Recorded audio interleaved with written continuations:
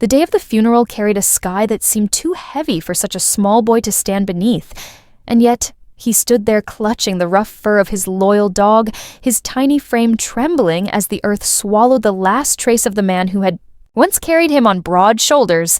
The boy could not cry, though his eyes burned with a weight he did not understand, because around him were people whispering their own versions of truth, none of which matched the hidden bruise under his sleeve, and none of which spoke of the silence that now chained his world. The minister spoke of a good man taken too soon, of a father who loved his son more than his own life. And yet, as the boy lowered his gaze to the ground, he felt the sharp sting of a memory not of love, but of the hand that now gripped his arm too tightly, the hand of the relative who had claimed responsibility for him after his father's death, a hand that twisted when unseen leaving marks no one else seemed to question. And the dog pressed closer, sensing the fear that words could not yet reveal. Neighbors placed flowers on the coffin and offered sad smiles to the boy, who nodded with a politeness taught by fear. He heard fragments of conversations, adults murmuring, about the suddenness of the father's passing, the heart that failed too quickly, the debts that lingered in shadow. But the boy noticed more than words. He noticed the figure standing far back, half hidden beneath a tree, eyes fixed not on the grave, but on him, and though he lowered his head, he knew that once the crowd left, the true story would begin to unfold. When the ceremony ended, the boy was led away quickly, the relative's grip like iron on his arm, and the dog growled, pulling hard against the leash, unwilling to move until the boy stumbled forward. The officer, who had been standing in silence near the gate, watched closely, his eyes narrowing, as if reading what no one else dared to see. He saw the bruise half hidden. He saw the tension in the boy's shoulders. He saw the silent rebellion in the dog's bared teeth, and he filed it away in his mind, knowing he would not let this sight vanish unanswered at the house. The curtains were drawn tight, shutting out the last rays of daylight. The air smelled of stale anger, and the boy sat quietly on the floor, clutching the small photograph of his father, while the relative paced the room, barking orders in a voice that shook the walls. The dog positioned himself between boy and adult, growling low but powerless against words that cut deeper than blows.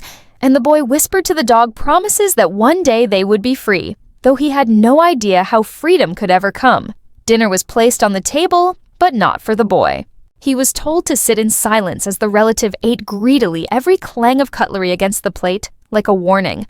The boy kept his head bowed, yet he felt the sting of eyes burning into him, waiting for any mistake, waiting for any reason to strike. And so he remained perfectly still until the plate was empty, and the silence of hunger filled his stomach with a pain sharper than any words could describe. That night, the boy lay on the thin mattress in the corner of the small room, the dog curled tightly against him, the only warmth in a world that had grown cold. He listened to footsteps pacing in the hallway and to the creak of the floorboards, each sound making his heart beat faster. He pressed his face into the dog's fur, whispering, the memory of his father's voice trying to hold on to something real. But the footsteps grew louder, and he knew the door might open at any moment, bringing with it a storm he could not stop.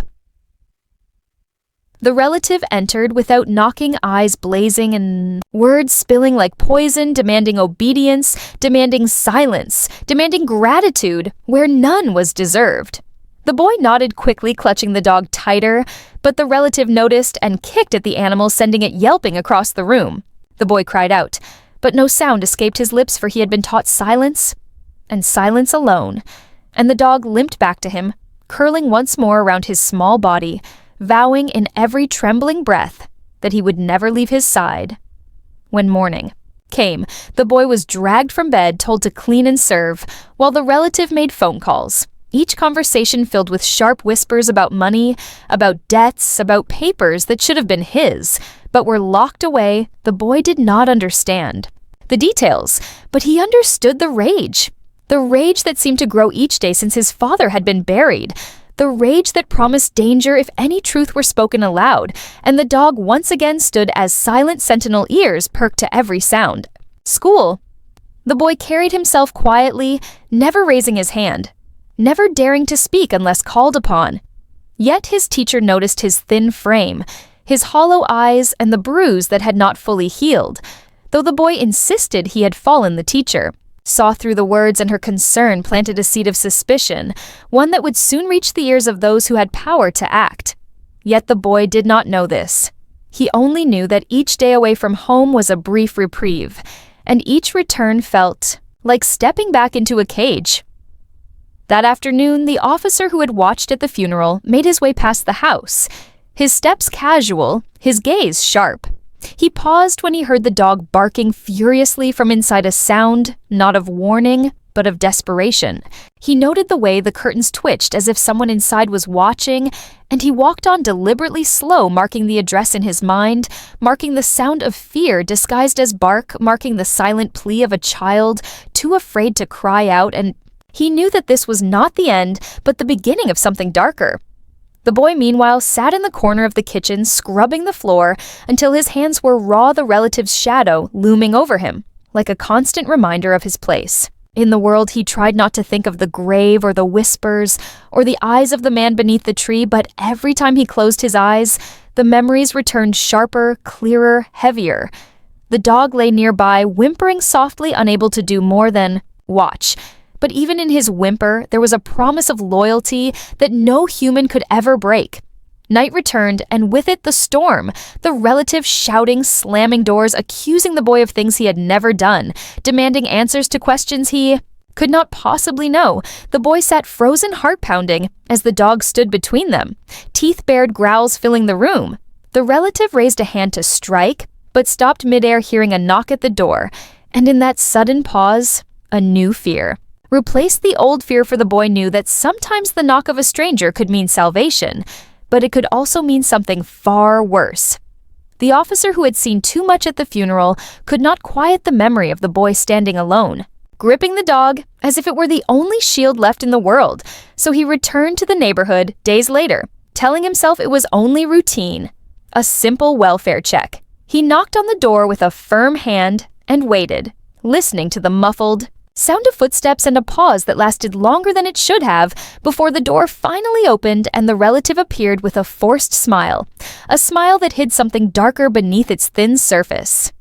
The officer asked calmly about the boy, his health, his school, his adjustment since the funeral, and the relative spoke quickly, brushing away concerns with hollow assurances, saying the child was fine, that grief took time, that the dog was noisy but harmless. And all the while, the boy stood, just out of sight in the hallway, eyes lowered, body tense, the dog growling low, as if daring the adult to move any closer. The officer caught this in a glance, and though he nodded politely, outwardly satisfied, he carried away suspicion that grew, heavier with each step he took back to his patrol car. That evening inside the house, the mask of politeness was gone. The relative slammed the door. Cursed. The officer cursed. The boy cursed the dog, and the boy felt his stomach twist into knots as he curled tighter against the wall, the dog barking wildly, scratching at the wooden floor, the sound filling the small room like an alarm too loud to ignore. The boy tried to calm the animal, whispering to him softly, begging him to stay quiet. But the dog's instincts could not be silenced, for he sensed danger in every corner of the house, and he refused to rest. The boy's nights were long and restless, filled with shadows that stretched across the walls and with footsteps that came closer and closer until he could not tell if they were real or imagined. He whispered to the dog stories of his father, stories he had overheard about bravery, about loyalty, about how truth always came to light. And though he was too young to fully believe in such promises, the whisper gave him comfort until the sound of glass breaking from the kitchen shattered his fragile hope. And he knew another night of rage had begun. At school, the teacher noticed his silence again, his slow movements, his hesitation to remove his sweater. Though the room was warm, she noticed the way he flinched at sudden sounds and the way he rarely lifted his head from his desk. She asked him softly if he was all right, but the boy only nodded, offering a faint smile that never touched his eyes. Later, she wrote a report, her heart pounding with the weight of responsibility, and she called the authorities once more, hoping someone would finally see what she saw and do what she could not do alone. The officer received the report the next morning, and something in him hardened. He remembered the bruise, the grip on the arm, the growling dog, the hidden eyes of the boy, and he returned to the house without delay. This time, he saw the boy standing in the yard, pretending to play with the dog. But the way the child's eyes flickered with fear betrayed his act. The relative came out quickly, interrupting, saying everything was fine again, the same smile again. The same hollow words. And yet the officer noticed the boy's small hand gripping the dog's fur as though holding on for life. That night, the boy overheard the phone call, muffled, but clear enough to unravel truths he was not meant to know. The relative speaking harshly to someone on the other end about debts unpaid, about money hidden away by the father before his death, about documents that would secure their claim if only the boy remained silent and obedient. The boy pressed his ear. Closer trembling, the dog pressed against him. Sensing the tension, the words echoing through the small house like a curse, the boy realized with terror that his suffering was not random cruelty. It was tied to a secret that could destroy him. The dog growled low, as if he too understood the weight of what they had heard, and the boy clutched his fur, whispering that they must never repeat these words, that silence was their only shield. But in his heart, the boy knew silence would not protect them. Forever for secrets had a way of burning through walls, and eventually someone would force the truth into the open, whether by choice or by violence. The officer, meanwhile, began to dig deeper, requesting financial records tracking the father's last movements before his death. He discovered irregularities unexplained, withdrawals, transfers that led to dead ends, and a sudden halt in payments that suggested more than simple mismanagement. He began to suspect the father's death might not have been as natural as reported, but without proof. His hands were tied still. He carried the image of the boy and the dog with him, everywhere a constant reminder that time was running out, and that hesitation could cost a life. Inside the house, the boy faced his worst night yet. The relative, in a fury after receiving another call, shouted about the police, snooping about the teacher, asking questions about the officer returning. Again and again, the rage turned toward the boy, accusing him of speaking out of turning others against him, of being ungrateful for the roof over his head.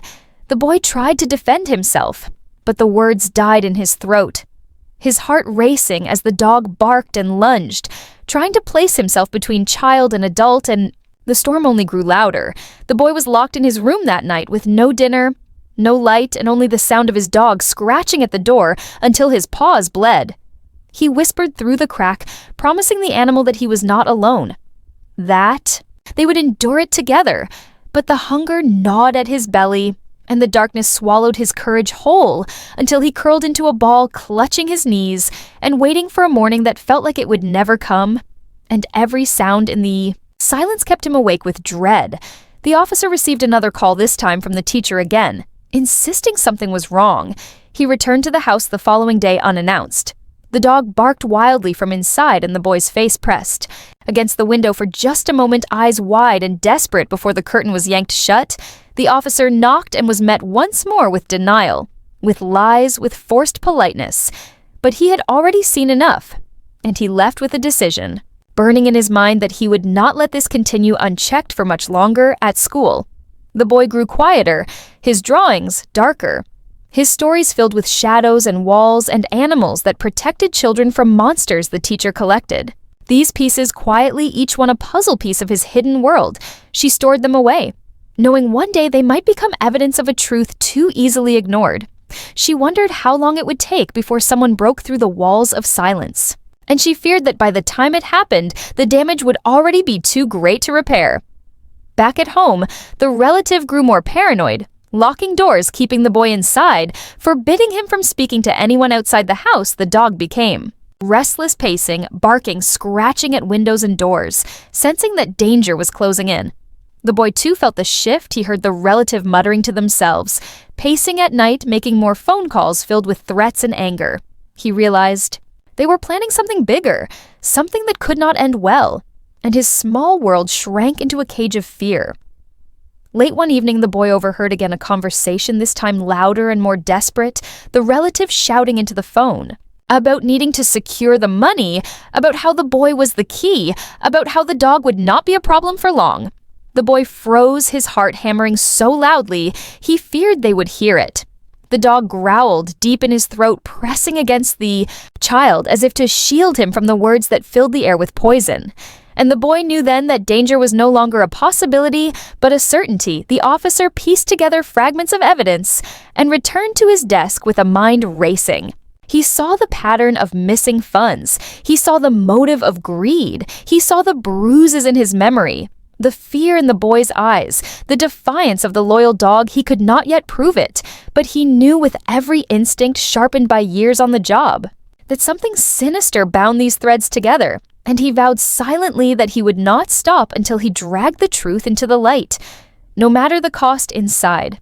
The small room the boy lay awake, unable to sleep, the dog pressed against him, both of them listening to the sounds of the relative moving about the house. The scrape of drawers opening, the rustle of papers being hidden, the clatter of bottles in the kitchen. The boy whispered to the dog, telling him that one day they would run far away to a place where no shadows could follow them.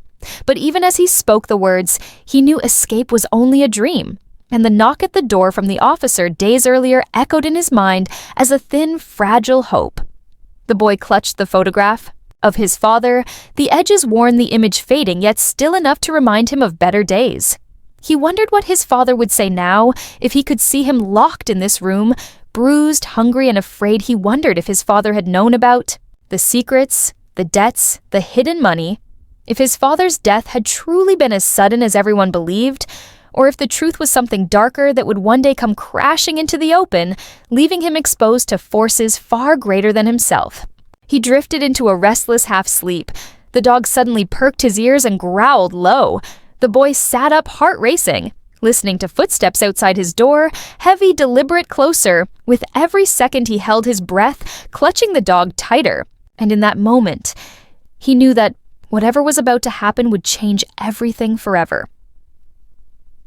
The footsteps stopped outside the boy's door, and for a long moment, there was only silence broken by the steady growl of the dog pressed close to him.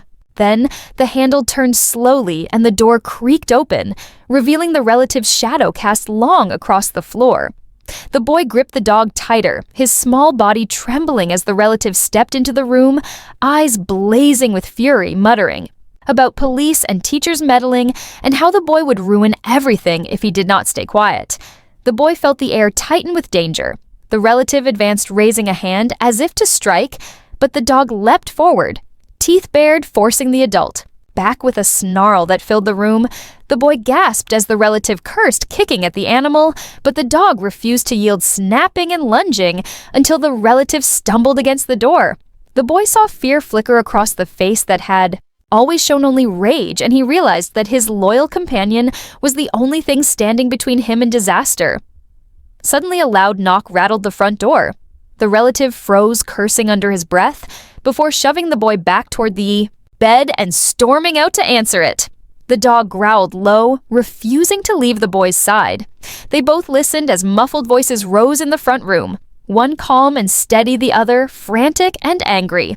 The boy recognized the officer's voice, and his heart pounded with a strange mix of hope and fear, wondering if this time the truth would finally break through the lies. The officer pushed his way inside, demanding to see the child. The relative protested, but the dog began barking wildly from the bedroom, the sound so desperate that the officer knew at once something was wrong.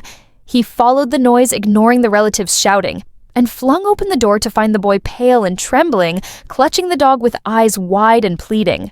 The officer saw in an instant what words could not tell, and he turned on the relative with a determination that could not be shaken. The relative tried to argue, tried to weave a story of discipline and misunderstanding, but the officer's expression never wavered. He called for backup, his voice firm into the radio, and within minutes the small house was filled with other officers. The boy sat frozen, unable to move as they questioned the relative, searched the rooms and discovered the scattered papers hidden in drawers, documents that revealed debts, stolen funds, and transfers that tied directly to the father's sudden death. The truth was unraveling thread by thread before their eyes. The boy clung to the dog as if afraid they would take him away too, but the officer knelt beside him, speaking softly, assuring him that he was safe, now that no one would hurt him again. The boy looked into his eyes, and for the first time in weeks, he believed the words he heard the dog pressed against. Both of them silent now, as if knowing that the fight he had waged was finally over, and that his duty as protector had been fulfilled. When the relative was led away in handcuffs, shouting threats and denials, the boy felt a strange emptiness settle over him, for though he was free, the shadows of the house would never fully leave his heart. He pressed his face into the dog's fur and whispered a promise that they would never be apart, that together they would face.